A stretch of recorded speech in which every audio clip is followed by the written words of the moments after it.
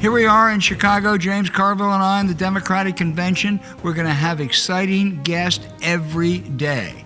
Also, go to politicon.com/tour to get your tickets for our appearance at the 92nd Street Y on September 19th and in Atlanta on October 12th.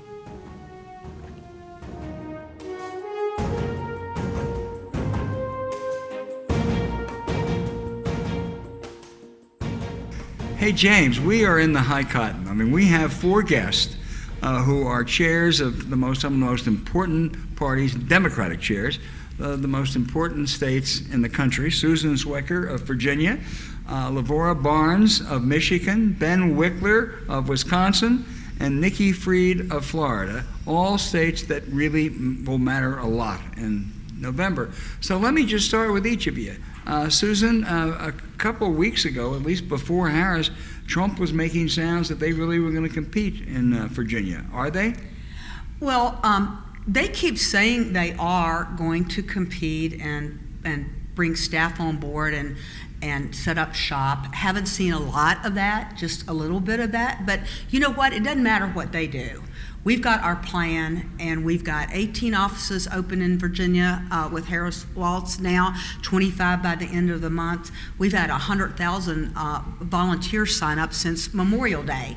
And so whatever they do, they're going to do. We've got a plan. We're going to work our plan. Lavora, the 15 electoral votes of Michigan have worried Democrats earlier, particularly with the Gaza conflict, and the primary showed some disaffection. Has Harris made a difference, and how do you feel about your prospects in November? Yeah, Harris has definitely made a difference. You know, the folks in Michigan are all saying that they are feeling an openness, a willingness to listen and have conversations that they weren't feeling before.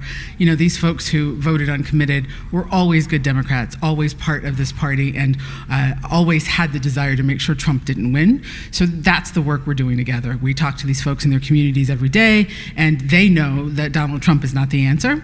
They're looking for, some more information about Vice President Harris, and they will get it, remembering that she's only been in this race about a month.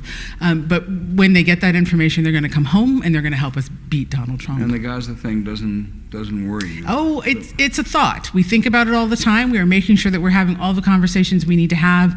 We're in that community. We've hired staff specifically to work in the Arab American and Muslim community from that community, because that's how we organize. Hire folks from the community to speak to their community. And so they're having those conversations, and they'll continue to.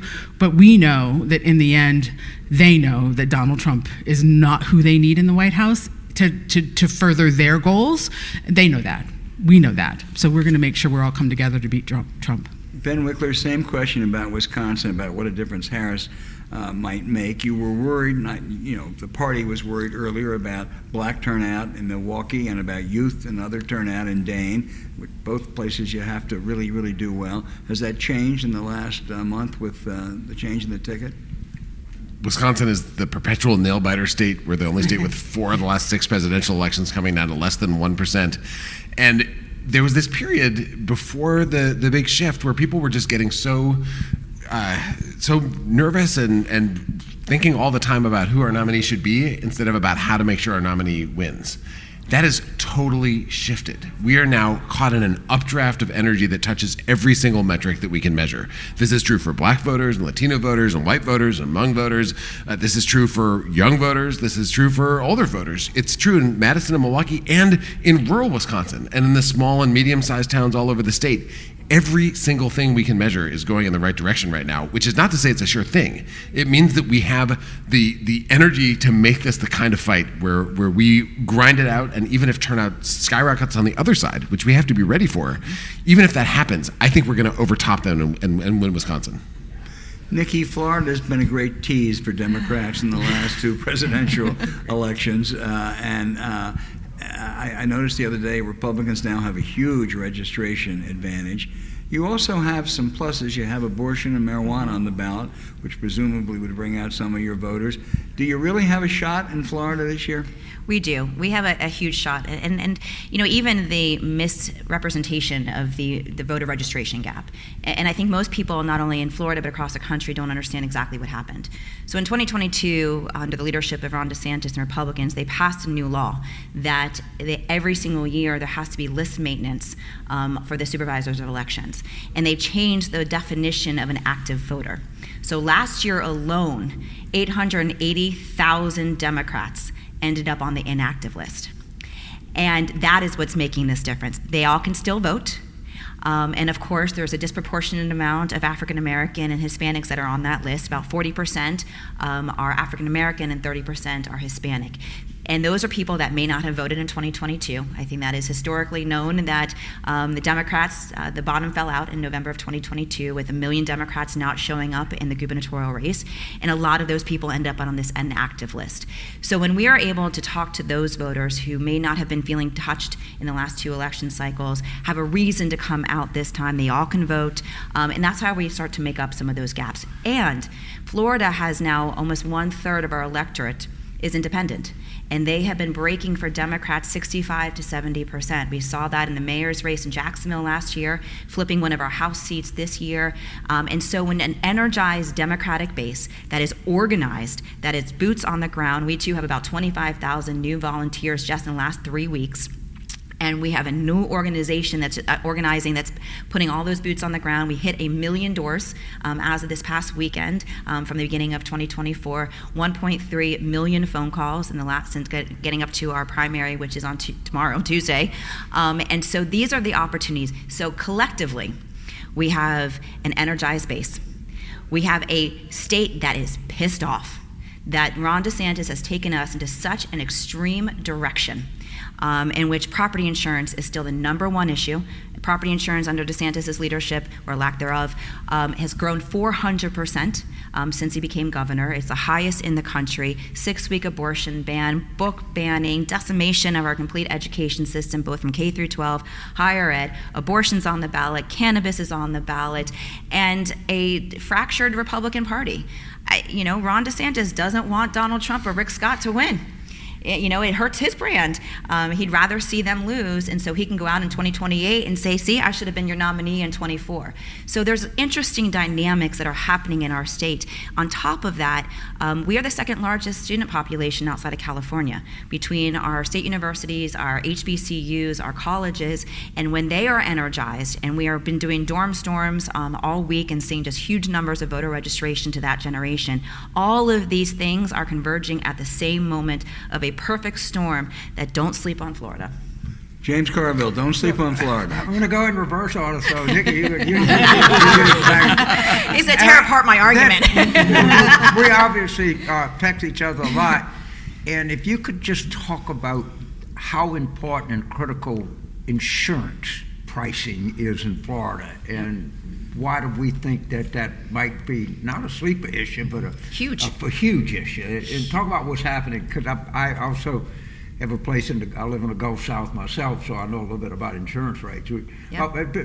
Frankly, my wife and I we just take the crapshoot because we have a mortgage. I ain't paying that shit. So knock it down. Just knock it down. Yeah, it's the #1 issue. Whether you have lived there for decades and now can't afford your property insurance, or you are a new homeowner and can't afford it, or even if you are a renter and your landlord is then increasing your cost of your rent because of that. So every single person in the state of Florida is impacted. It is, again, a 400% increase. I mean, my mom is 73 years old, and her and her property insurance doubled. She's on a fixed income, right. and so she's even worrying about how she's going to make those payments for her mortgage. And so it impacts everybody. And why the Republicans are going to be harmed in this election cycle for it is because, one, they've done nothing to fix it. In fact, they've had 3 special sessions, so again, on taxpayers' dime to bring everybody up to Tallahassee. And what have they done? They've given blank checks to the insurance companies. They've taken away people's rights to sue. You're still seeing from some of the hurricanes from 2022, the insurance companies are walking away. And part of that reason is, one, is the climate. I mean, we are surrounded by 3 bodies of water. The Republicans refuse to accept that the climate is changing and mitigation of any of those risks. And so why should the insurance companies mitigate the risk when we, the people, aren't doing it? And so they're leaving.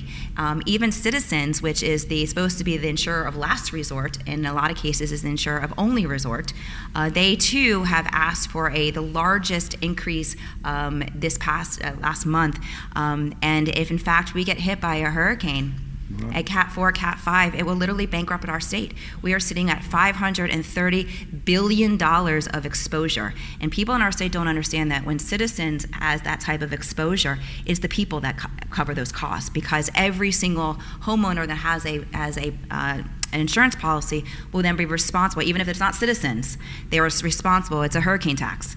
And so we all will be responsible. So it will, in fact, cripple and bankrupt our state, and we are going to hammer that. That is our candidates. They're talking about 2 issues. Now they get to talk about a third, but 2 issues: property insurance and abortion rights. Now the third is the first female president of the United States. But that's why we really believe that this is an issue that Democrats have solutions on, have been presenting solutions, and we're going to be rewarded at the ballot box for it. Well, thank you. So Ben, we'll go to you next. It strikes me that the Republicans have a particularly unappealing Senate candidate in Wisconsin. It's all relative. Yeah, but this guy, but when you say farmers don't work very hard, that's not. I don't know much about Wisconsin. Yeah. But I don't think that's a very much of a winning message. But do you think there's any chance? And we talk about possibility of this in North Carolina, birth to loosely negative coattails. That at some point maybe we'll get more excited to vote against him, they'll be less excited to vote for him. Tell us about this clown running for the Senate and why it's important in Wisconsin. We've got a competitive Senate race there too. So Wisconsin has one great senator. Other states get 2 senators. For some reason, we only get Tammy Baldwin. But she does, more than double the work of other senators. She's amazing, a champion. She fights against special interests. Most Wisconsin Republicans did not want to run against her. But there's this one guy who is not a Wisconsin Republican. He's a California banker. He owns a $3.2 billion bank in Orange County, California. He was voted one of Orange County's most influential citizens 3 times in a row, which when Tammy Baldwin's on the stump, she likes to say, now, is there an Orange County in Wisconsin? No, we don't grow oranges in the state of Wisconsin. We make milk in Wisconsin.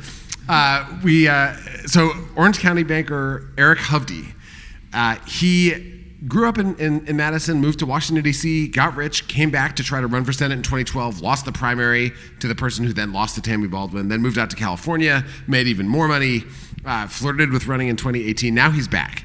And you know the Will Rogers quote, "I never met a man I didn't like"? Mm-hmm. Eric Hovde has never met a Wisconsinite he did like. His litany of people that he's just offended baldly is astonishing for anyone who wants to get votes from those people. He's not only has said that farmers don't work hard anymore, they just sit around on their tractors. He said seniors in nursing homes don't have the mental capacity to vote. He has said that young people now don't have a work ethic, which, go take that, young people. He said women think too much about Hollywood. He said that people struggling with their weight should pay extra for their health insurance as a penalty because there have to be consequences for their decisions. The list goes on and on. We actually have a website that's a handy reference guide, EricHovdeDoesn'tLikeYou.com. And this is the guy that Republicans found. There's one reason why they wanted him to run for Senate, which is that he has a gigantic pile of money that he's willing to set on fire. So he is now running ads all over the state, and sometimes deigning to show up here or there and mangle the Pledge of Allegiance in an amazing moment at the Slinger racetrack in Slinger, Wisconsin. But he's kind of a microcosm of so much that's wrong with the Republican Party at this moment. It's a party of billionaires that looks down on regular people and tries to enact an extreme agenda, including total abortion bans, which he has a track record of supporting, all in service of a MAGA vision of total disaster and chaos. And it means that Democrats have one more reason to vote, and it also means that Republicans have one less reason to vote. He just doesn't actually inspire anyone on the Republican side to get out and cast a ballot. So we have the presidential race, which has this dynamic. J.D. Vance is stalking around Wisconsin right now. He's going to be in Wisconsin on Tuesday against the giant rally for Harris and Walz.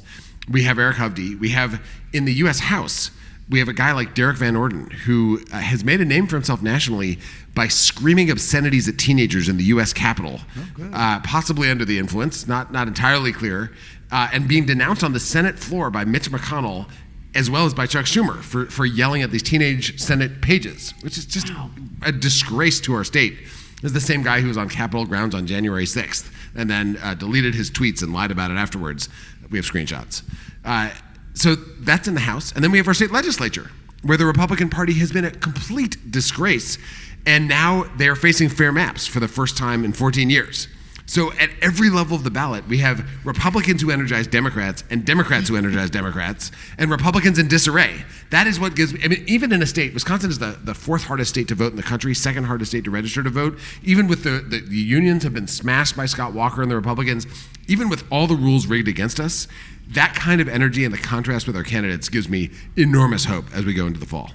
So I'm talking about Michigan because I always tell people, Democrats, we're a coalition. And if you're in a coalition and you're comfortable, you're not in a coalition, you're in something else. The nature of being in a coalition is that somebody, and let's talk about our Muslim brothers and sisters that are a large part of your state. Is there any outreach to try to understand what these people are saying and try to bring them in the fold and understand and be kind of consistent? We've been doing outreach as a party all year. We have a coalitions director who has taken on the task of making sure we build a strong outreach program. I have been in the community multiple times, meeting with leaders, having conversations. We've hired these young fellows from the community who spend all of their time taking meetings and having conversations with folks and listening and passing on the information and the questions that folks ask. We have made it our business to make sure that folks know that they are a welcome member of our coalition, and it is a big-ass coalition in Michigan, absolutely. And we don't win without all of the members of that coalition participating, and we've been making it very clear that they are welcome in our coalition and that we want them to help us defeat Trump. You know, we don't win with one piece of that coalition or two pieces of that coalition. We win with the entirety of it. It's a fist. I just did the fist. I'm on a podcast. Nobody can see it. But we win with all those pieces of that coalition together. And so that's why we do that outreach in the Muslim and Arab community. We do outreach in the Black community. We do outreach in our rural communities. We do outreach. Like, we are everywhere all the time in Michigan, and that's how you win, being everywhere all the time. So, Susan, you and I have been friends for 42 years, I guess, 1982. 1982. And you've She been was involved just in the a- state She was a party. baby. She was a child. You're a long-serving chairman of the state party. Could you share with our listeners what state parties do and why these people are important that we're talking to? And if I give money to the state party, how can I feel comfortable that it's going to be put to good use? So just give us a little bit of what y'all do and what Sure. these people do. And as you know, James, I've been involved in the party all my life in one way or the other. I grew up in the party.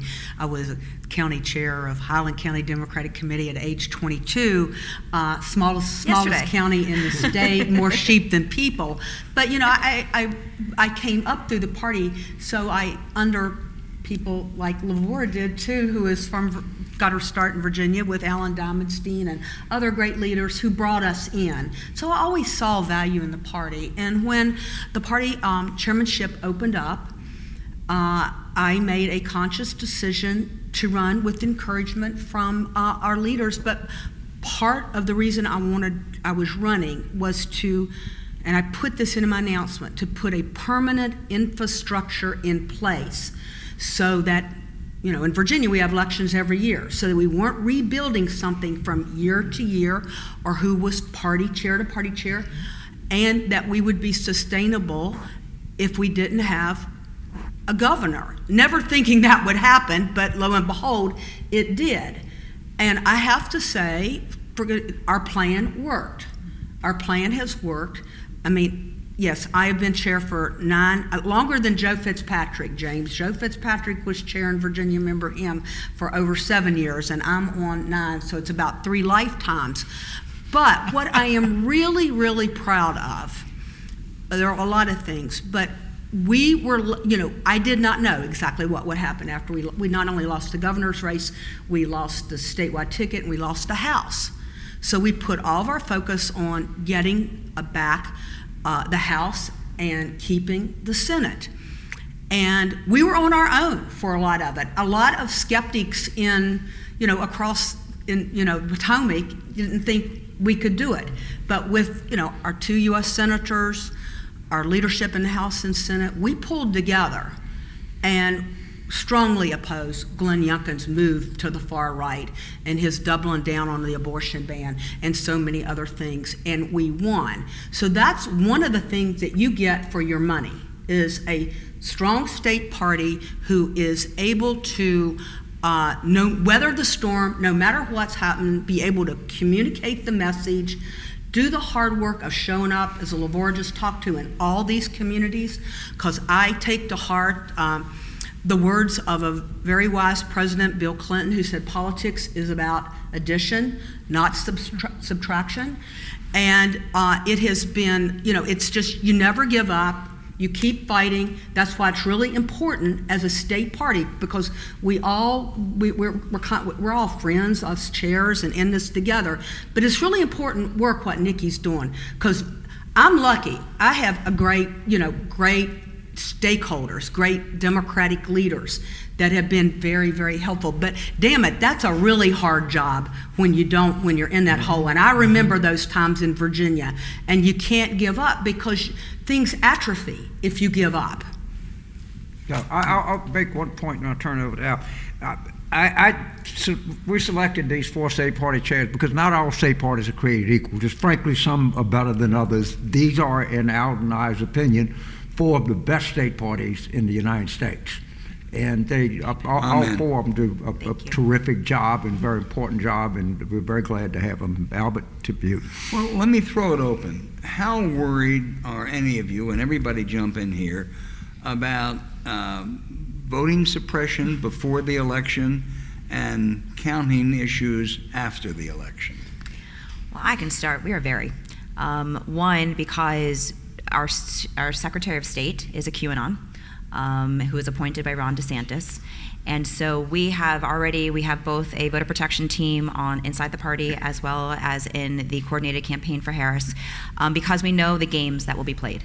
We know that the Trump campaign has tried to recruit volunteers all across the country for poll watching and poll working, and they're going to target where they're going to target. They're going to target our seniors, they're going to target our minority communities and our youth communities. And so making sure that we've got people on the front lines that are the eyes and ears and to find protection for those people who are going to come and to vote. Because look, we saw what happened on January 6th. And they're learning their lessons of how to get the job done prior to the votes being counted. So we are monitoring it. We are, I lose sleep on it. We are consistently asking for attorneys to be volunteering.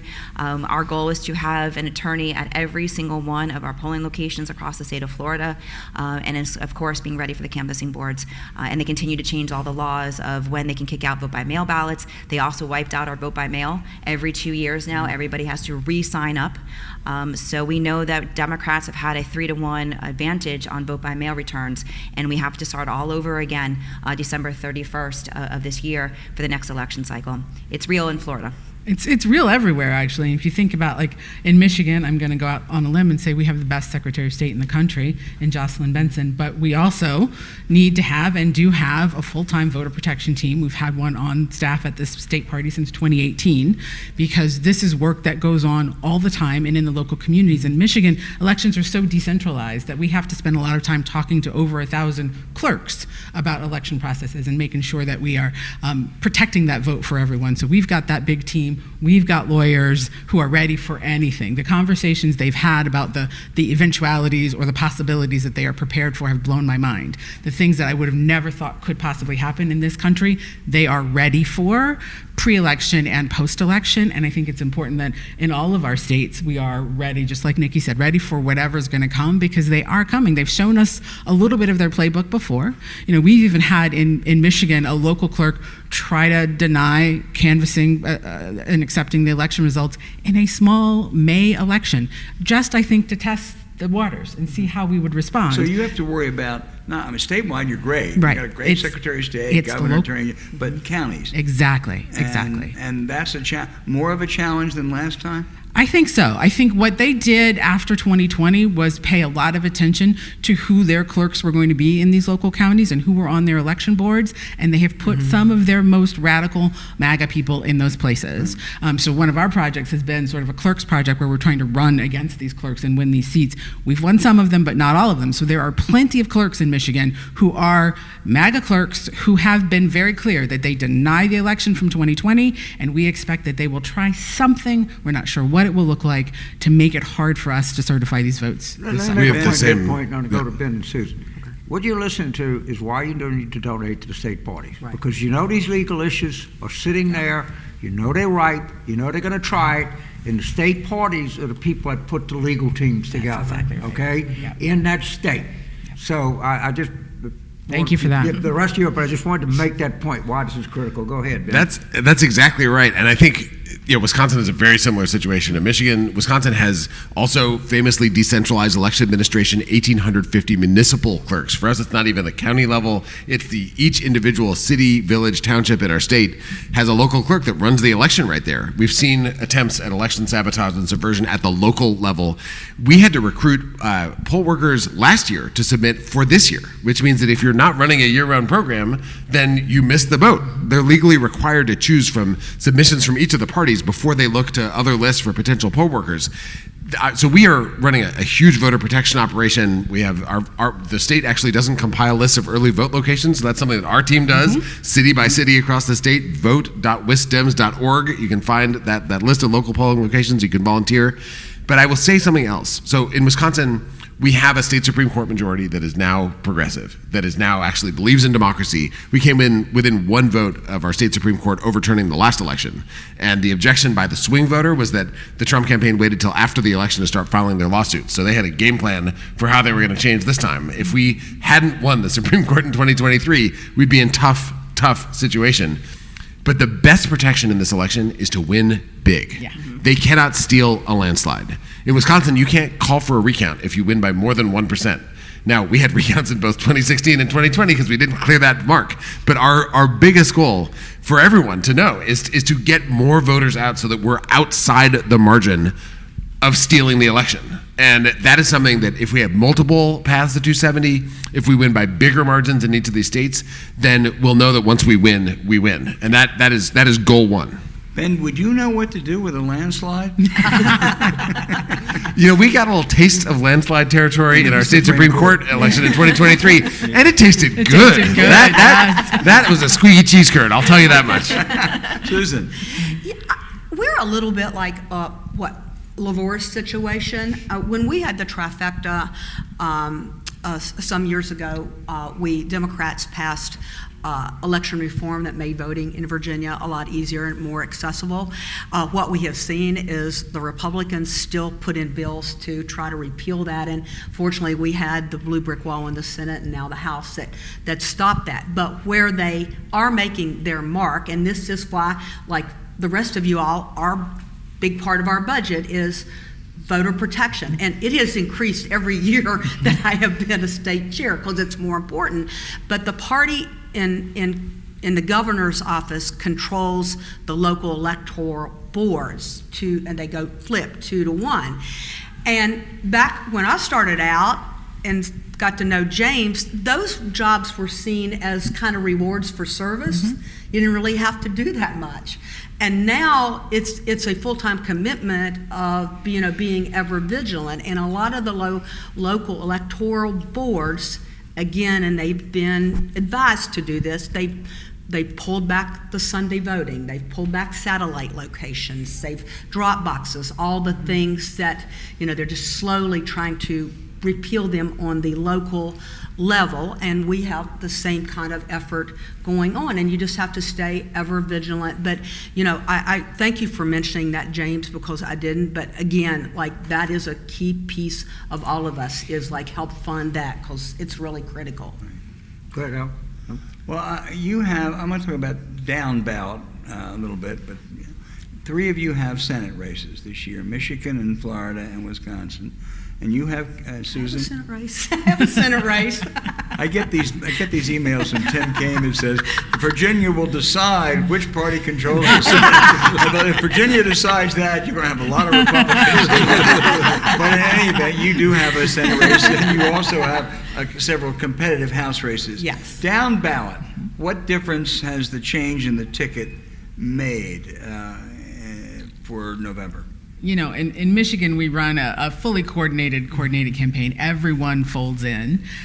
So the first thing that's happened with this change is that the excitement and energy on the ground from the volunteers has gone up exponentially, which means there are more volunteers to knock the many, many doors we need to knock and make the many, many phone calls we have. I also will say some of our candidates are more fired up and more excited to be part of that coordinated campaign than they were before. I think they're feeling the energy on the ground and really want to be part of it. And I think that we have the joy, which is a word that I've heard used more in the context of politics ever than in my life. Like we don't talk about joy, but now we do. And people like showing up at our offices. We've got 53 offices across the state. People like showing up at our offices and working together and finding their state House candidate there, finding their congressional candidate there, finding Alyssa Slotkin there, who's running for that U.S. Senate seat because she is everywhere in the state, so that they can knock doors with them and be part of what feels like a movement in many ways, more than just a campaign, but really does sort of feel like a movement on the ground in Michigan. And I know our down ballot folks are feeling that, and it makes them have hope and excitement. And I think they're all raising a little bit more money too. I will say we see the same thing in Wisconsin. So we have our Senate race, we have the House races, and then in the state legislature, we finally got fair maps. They were signed into law this February. So right now, Republicans have a supermajority in our state Senate, 22 out of the 33 seats, and in the state assembly, they have 64 out of the 99 seats. We only have 35. But yesterday, one of the foremost analysts of state legislative races, Chaz Nuttycombe, has a big Twitter presence, revealed his new state legislative forecast, and he said Wisconsin's assembly majority is a toss-up. We are absolutely in range for going from near super minority status to flipping 15 plus seats in a 99 seat chamber and winning an outright majority in the Wisconsin Assembly, which would be a sea change in our state, unlocking everything from voting rights, potentially Medicaid expansion, cannabis legalization, so much. And then over 2 cycles, we can win a trifecta. We can win our state Senate majority and make sure we have a Democratic governor in our next term. 2-term Tony's said the word 3-term Tony here once or twice. We'll find out what he winds up deciding. But there's a huge opportunity. And the change at the top of the ticket has unlocked this well of energy. So the candidates are more excited to knock because they're not being pestered about what's happening on the Democratic ticket now. People are just asking how to get involved. People are demanding yard signs for candidates up and down the ballot. We have our Rebecca Cook's now our 3rd congressional district nominee. She grew up on a dairy farm in Eau Claire. The dairy farm across the street from the Eau Claire farm where 13,000 people showed up for Tim Walz and Vice President Harris in Wisconsin a couple weeks ago. And that is the kind of energy in rural Wisconsin that powers huge victories down ballot as well. And we're seeing it too all over Florida. We still have our primary, so we are late. Welcome to Florida. Primary is Tuesday, so we will have our U.S. Senate candidate after this Tuesday, tomorrow primary. But we're running against Rick Scott, who is the most disliked member of the U.S. Senate. His last poll that came out... It's a close contest with Ted Cruz, but he's... I don't know about it. I mean, I think he even votes right of Ted Cruz. So he's the most extreme in his votes in the Senate. He also, poll came out last week, has 35% favorability. So for being statewide, run 3 times, nobody likes him. We already knew that. And now we have an opportunity and apparatus with 25,000 volunteers, with energy up and down the ticket. This is the first time that Florida Democrats have fielded a seat in every congressional, every House, and every Senate in over 30 years. And I want to probably say ever, because back in the day, and that's only 30 years because we don't have records that go back any further, back then, the Democrats controlled. So the reality is that the Republican Party has never done this. And so that's continuing to bring the energy from all parts of our state. We do have a 67 county plan because everything right now is on the line, and we do feel like everything is possible. In some of these, even these more red rural areas, you don't see Trump banners, you don't see Trump flags, you see more Democrats being willing to put out their flags and get out of their houses and show their support for the Democrats. And people too are showing up at every one of our offices.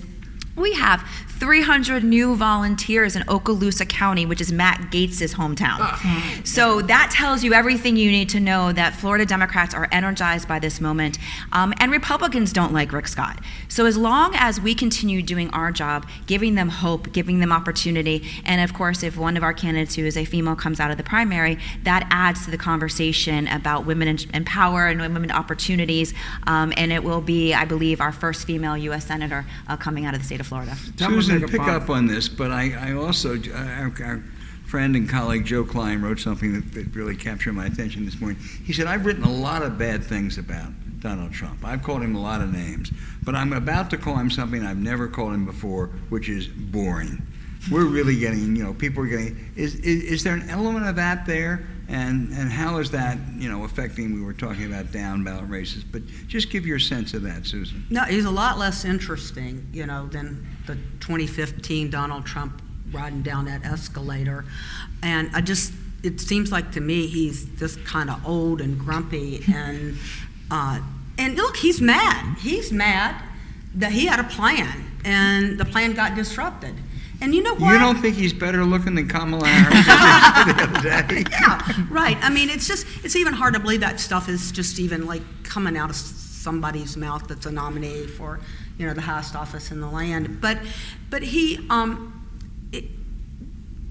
I just think the contrast too is just so different. And I also am so grateful and so inspired by the fact that Kamala Harris and Tim Walz are fighting back. Mm-hmm.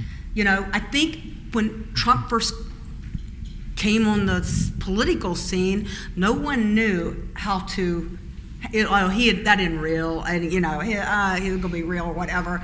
But I double dog dare that man to go out and hover around Kamala Harris like he did Hillary Clinton on that debate stage, because I can tell you, I don't think she's gonna take it. Yeah. James. So I'm going to try to wrap this up a little bit, but there's one thing that every Democratic State Party chairman hates, and that's Democratic primaries. Okay, and Nikki, it was particularly been a historical problem in Florida, and apparently you cleaned that shit up, and we didn't have any of these decisive primaries. Is that true? Yeah, I mean, primaries, and the problem in Florida primaries is it's so late. August. And so that gives a free range, especially in a state like Florida, where the Republicans do have more money and they have more resources and they are in power. And so our primaries, again, end of August, it gives us 2.5 months to reorganize, to make sure there's funding there, that the candidates have to spend all of this money just talking to the Democratic base. And like I said earlier in the show, 1/3 of our state is independent. And so we're not talking to those independents until the end of August, beginning of September. It really puts us at a significant disadvantage. So I in some cases, like, primaries are good. It weeds out, conversations, but in the grand scheme of things, here in Florida, it's not worth the juice isn't worth the squeeze, and it's really important to consolidate and get behind candidates early, because we are at a deficit if we have to wait till after a primary. Well, thank you all. We had very high hopes for this panel. I think we can easily say, Albert, they were exceeded, and I think they exceeded it. James, can we just do one thing, just in 15 seconds? What would you like to hear from Kamala Harris Thursday night? Why I'm for you. Because Donald Trump's not for you. Why I'm for you. I think this is a great opportunity for her to tell her story herself. I think a lot of Americans don't know as much about Kamala as I do, and I want them to. So I want her to tell her story. Ben? Vice President Harris was a child in Madison, Wisconsin, and she grew up dedicating her life to protecting people and to standing up against often powerful, wealthy criminals and scamsters and fraudsters, and delivered for regular folks, and is now facing down the biggest special interest in the country to bring costs down and to fight for freedom for everyone. Her telling her personal story from working at McDonald's as a teenager to being the sitting Vice President of the United States, and how she'll fight for all the people who've had life experiences just like hers, all the people in states like Wisconsin and across the country. That is a powerful message that Republicans have no answer to, and I can't wait to hear it from the stage. Yeah, as the future first female president of the United States, hopefully learning some lessons from 2016. A lot of times, women in politics, you have to be one or the other. You either have to be, if you're strong, you're considered a bitch, or you're weak. And so Kamala strikes that beautiful balance that she demands presence and on the stage and an understanding of the issues and commanding of what is going on around her. So showing up that night and showing women and young girls that everything is possible. Dream big, because those dreams, I live in Florida, those dreams do come true. So I want Susan, Nikki, I want y'all to make a promise to me. We will be bitches between now and election day. Damn You get straight, online, James. you will be bitch slapped right away. Damn straight. Deal. If Ben can be. Yeah, I'm in there too. Come on, let's do You this. can be a bitch too. We need some bitches in this party. I think, can we get We will be bitches. T-shirts that say "Proud Bitches"? Yes, That's indeed. right. Yes, I'll wear it. More bitches and less preachy females. I'll say. That's right. Wow. All right. James, let's just thank them all. They've been fabulous. Fabulous.